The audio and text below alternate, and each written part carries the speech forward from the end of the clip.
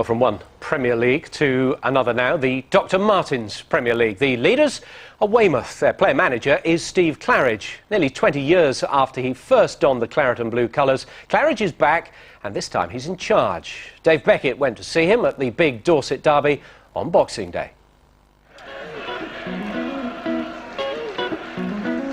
He looks like this sort of comic character sometimes. You know, his socks round his ankles and his shirt out, and, you know, he looks knackered after 5 minutes. People have underestimated Steve Claridge down the years. In some ways, my reputation precedes me, where people think I'm a little bit scattered. But I think people in the game realise that you don't play to my age, you don't play to stand right, play that without doing something right. The professionalism running throughout this club now, well, I've seen nothing like it in non-league football. He's never stood still for long. I've got to come and buy 2 tickets in a minute. But giving up First Division football for the Dr. Martins League caught everyone by surprise. Bar up there, OK. Thanks, Steve. Steve Claridge knew what he was doing, returning to his first club, planning to rebuild struggling Weymouth alongside one of his closest friends. When it came to a manager in the summer, I was talking to a lot of people and talking to Steve quite a lot, and, you know, asking him about who he thought might be good. And then all of a sudden one day he just said to me, "So I'm not going to get it then." He does talk some rubbish. He's been asking me for 3 months. Once we managed the deal, I had several sleepless nights, because Steve is not a player that needs an agent. You know, he knows how to do a deal. It was like a lamb being led to the slaughter, so to speak. Yes, he wasn't the most difficult opponent I've faced across the table, but it was all good fun, and I think, hopefully he doesn't regret it, and I certainly don't. The chairman, who co-wrote the striker's life story, couldn't have penned this latest chapter any better. So far, success. Once you get a figure like Steve Claridge, who's a pivotal figure, you can arrange a club round him. Sponsors started coming, the crowd started coming. So, you know, you begin to get the money back. I'll call it box office, you know, like in the theatre, you've got somebody who's box office, and people come pay to go and see him. I would pay to go. If I wasn't involved with the club, I would have paid to come and watch Steve Claridge. This is a stage that if I can't succeed here, then the likelihood is that I probably wouldn't succeed anywhere, because, as I say, the help and the backing I've received has been, you know, magnificent.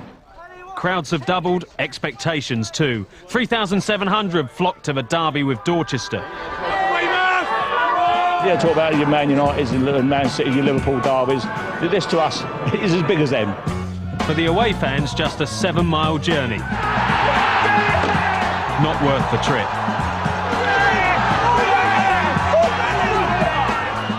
The boss led from the front, at 37 as feisty a fighter as ever. His side sits 2 promotions from the Football League, and after an 8-0 win, where Claridge and Lee Phillips hit a hat-trick apiece, anything seems possible. Who gets the match ball? Well, I got the first one, so surely I get the match ball, he gets the spare. But I don't think it's going to work out like that somehow. 6 points clear at the top of the league, only 2 defeats all season.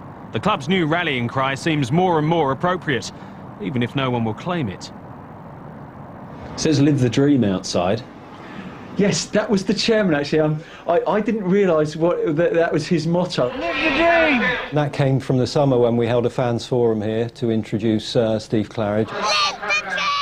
He was inspirational with the fans, saying, "Come on, let's give it a go. You know, don't you want to live the dream?" And it became the catchphrase. He said it was your motto, because he said you said it when you joined. I don't know where he's getting this from. We're not exactly the best double act in the world, are we? Because we should have checked our scripts before we did this. We've done the job, done what we had to do. Now we go again. The next game, same performance, hopefully the same result. Well done, brilliant. The dream is to get into the conference. The dream is to hopefully move grounds, and obviously we're looking to emulate the likes of Wickham and the Yeovils. They're the role models for us, and you know, if we can get anywhere near what they've done, you know, I think we'll be more than pleased. Might be looking for some other Weymouth old boys to get back and play, Andy. Tell you what, no, he won't be getting one here, not at all. Almost telepathic, that relationship he had there with his chairman. They're just like so in tune, you know, working in perfect harmony. But he's an infectious character. He is, and I mean, he is. He was always like that when he was playing, Steve. You know, you could tell by the way he was when he used to play, buzzing around everywhere. If he keeps them attributes, I'm sure, you know, he's got a good chance of getting some success at Weymouth and eventually becoming a very successful manager. Good place to start. Yeah.